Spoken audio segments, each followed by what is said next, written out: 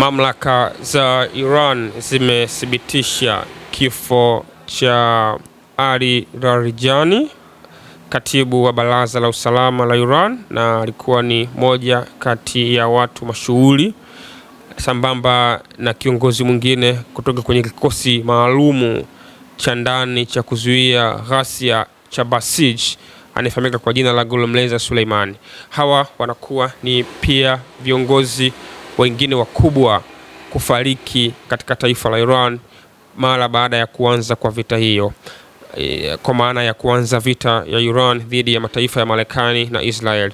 Na ndipo tunavyokuja kusema Israel imeendelea kufanikiwa kwenye eneo la kimbinu. Ikumbukwe wakati Marekani na Israel wanaanzisha mashambulizi haya yaliyoitwa kama preemptive strikes, walilenga kwenye maeneo makubwa mawili.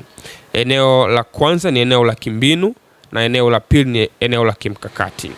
Eneo la kimbinu ndo hili ambalo linaendelea kutoa matokeo. Mbinu yao ya kubwa ya kimsingi ilikuwa ni kuwaua viongozi wakubwa wa serikali, kwa maana ya Ayatollah Ali Khamenei ambaye aliuawa kwenye shambulio la kwanza lile liloitwa kama preemptive strike la tarehe 28 la mwezi wa pili mwaka 2026, sambamba na viongozi wengine. Na hivyo maana yake wamefanikiwa tena kuua viongozi wengine. Maana yake eneo la kimbinu ni wazi kwamba kwa kutumia taasisi za kijasusi za Mossad pamoja na CIA, Marekani na Israeli wameendelea kunufaika kwenye eneo hili. Lakini eneo la pili ambalo bado linawapa ugumu mataifa haya ya Marekani na Israeli ni eneo la kimkakati. Baada ya kufanikisha preemptive strikes, kuua viongozi wakubwa ambao of course kimsingi ni kinyume na sheria za kimataifa kuuawa kwa kiongozi vitani, lakini maana yake wamefanikiwa kwenye eneo la kimbinu. Isipokuwa eneo la kimkakati ndilo ambalo linawasumbua mpaka sasa, kwa sababu Marekani pamoja na Israel walikuwa na mikakati isipungua kama 4 hivi. Mikakati wa kwanza ni kutengeneza hofu kwa jamii ya watu wa Iran, jeshi la Iran, sambamba na viongozi wa kiserikali kufuatia kuuawa kwa viongozi wakubwa wa nchi. Maana yake ni wazi nchi itakuwa kwenye hali kubwa ya mtanziko na hofu. Lakini kwa Iran imekuwa tofauti. Taifa limeweza kupita kwenye mazingira hayo na kuweza kuhimili mpaka kufikia kwa wakati huu. Kwa hiyo eneo hili la kimkakati limefeli kwa upande wa Marekani na Israel. Lakini mkakati mwingine wa pili ambao walikuwa nao, ambao umekwama pia, ni mkakati wa kutengeneza na kushawishi makundi ya wanamgambo kuweza kupewa silaha na kuweza kukabiliana na serikali.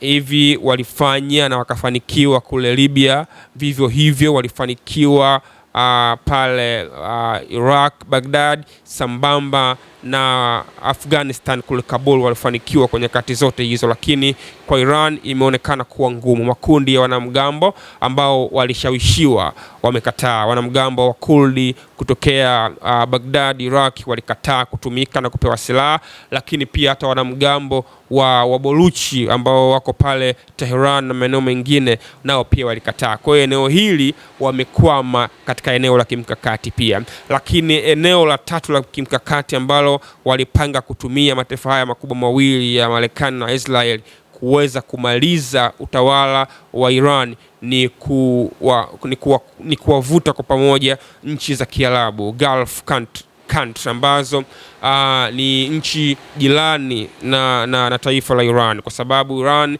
ikumbukwe, alishambulia military bases za Marekani zilizopo katika nchi za Gulf. Kwa hivyo ilikuwa ni sehemu ya mpango pia wa Marekani, kwa sababu walijua kwa namna yoyote Iran katika kufanya kujibu mapigo ama kulipiza kisasi atashambulia kwenye kambi za kijeshi kama alivyofanya mwaka 2021 baada ya kuuawa kwa Jenerali Qasem Soleimani. Alishambulia kambi ya kijeshi ya Al Hudaida ya Marekani iliyopo Qatar. Kwa hivyo walikuwa wanatambua hilo. Kwa hiyo Marekani ilifanya makusudi ili kuwavuta nchi za Kiarabu endapo Iran kushambulia kwenye military base ili waweze kuungana naye kumshambulia, lakini nchi za Kiarabu mpaka sasa zimeendelea kuwa kimya na hazijamuunga mkono Marekani. Lakini mbinu nyingine ya mwisho ambayo ilikuwa ni sehemu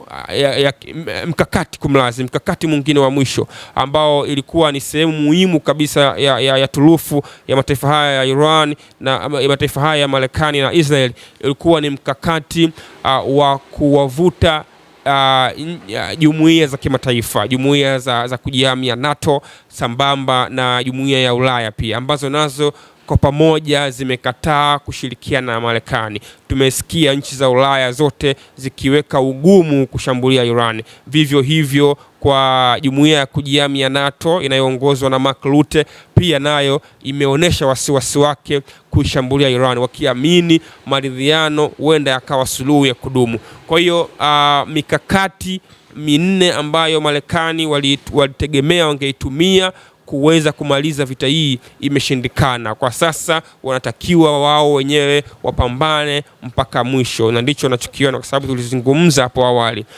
Marekani haikufanya maandalizi ya kutosha kwenye vita hii. Marekani pia haikutenga bajeti kubwa kwenye vita hii. Kwa hiyo kinachoendelea kwa sasa ni kulazimishwa kupambana nje ya mikakati ambayo walikuwa wameiweka. Kwa hiyo vita inaendelea, lakini matukio pia ni mengi yanaendelea. Ikumbukwe mkurugenzi wa kituo cha kupambana na ugaidi wa Marekani Joe Kent pia amejiuzulu kwa kile alichokiita mashambulizi ya Iran hayakuwa na muhimu na wala hayakuwa na ulazima wa Marekani kufanya hivyo. Kwa hiyo hali inaendelea kuwa hivyo. Viongozi wa Iran wanaendelea kuuawa, kwa maana ya mbinu za Marekani na Israel zinaelekea kufanikiwa kwa kupitia taasisi za kijasusi zao za Mossad sambamba na CIA, lakini mikakati ya Marekani na Israeli inaendelea kukwama katika kufanya regime change. Mpaka sasa tunaona Iran waendelea kupambana kutetea taifa lao. Nimefikia tamati kwenye mazungumzo yetu ya leo na ninakutakia siku njema. Asante sana, kwa heri.